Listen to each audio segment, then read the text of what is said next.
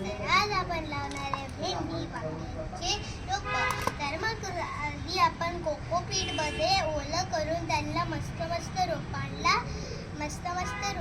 उगवलंय. आता आपण कोकोपीट खत आणि मातीला मिक्स करू. आपल्याकडे माती कमी आहे म्हणून आपण या सुक्या पाण्याने याला कव्हर केलंय.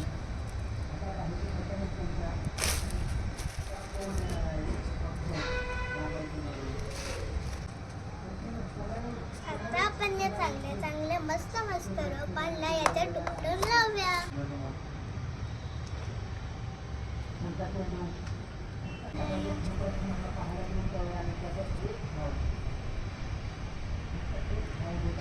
याच्यात 3च बसता म्हणून आपण 3च लावल्या. आता आपण याच्यात थोडा फवारा मारूया.